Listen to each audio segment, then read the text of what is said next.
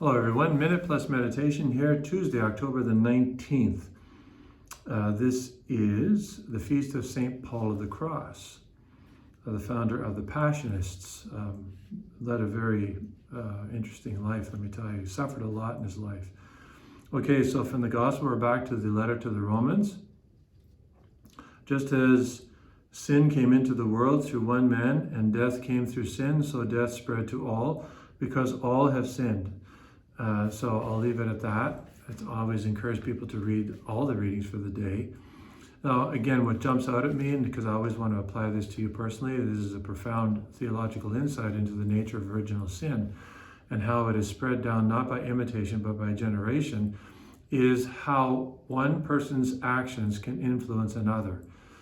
And sometimes, I think we know this, but we forget it in our day-to-day actions or activities. That just as one man, now he was the head of the human race, his sin affected all of us. So Jesus' action, by his death, by his submission to the will of the Father, affects all of us in an even greater way than Adam's does, at least in his potentiality. That is, I can still be subject to Adam because I refuse Christ. But if I accept Christ, I accept his invitation, his influence in my life can far outweigh the influence that Adam has had in my life. But I have to remember that my actions influence others. And that's what's really important for us to remember here, is I have been influenced by Adam, his sin, and that's why I have weakness, I have temperament and all that kind of stuff that's offline. I get, grouchy, I yell, and, I'm impatient and all that kind of stuff. But how much it can influence others around us. Again, I was a priest with his parishioners, parents with your children, spouses with each other. You can ruin each other's day, by a sour look in the morning that's undeserved. Or even with the kids, you can set them off on the wrong path through the day when they come home, all that kind of stuff.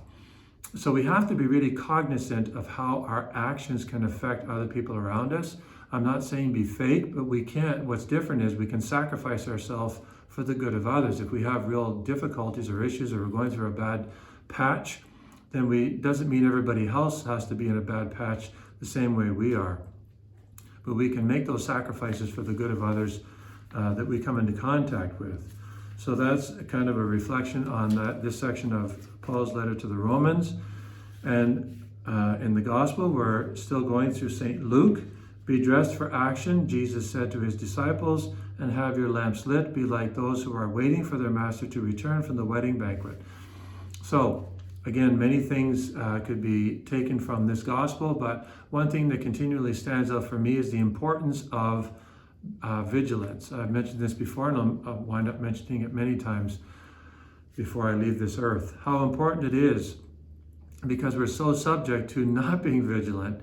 We just forget, we're caught up in the wave of life, the current of our own defects, our passions, name it. There's all sorts of names for it, but the fact is we lose sight of the goal. We draw, it's like a boxer who's in the ring and is like, this, it has to be, and just lets their hands down. It's like, punch me in the face.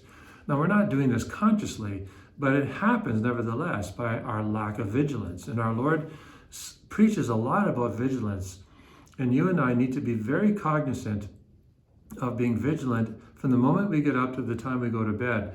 So start the day with the morning offering and your list of thanksgiving, as I mentioned before, so that you start off in a supernatural viewpoint or outlook, and pray for the grace to be vigilant, to be on guard, to be, like I try to every day, a man after God's own heart, like David, or a man of desires like Daniel, and never to take God for granted, but to be vigilant and to be alert. Temptations coming at us when you get in the car and there's going to be traffic. Just don't let your passions happen, but prepare, be vigilant.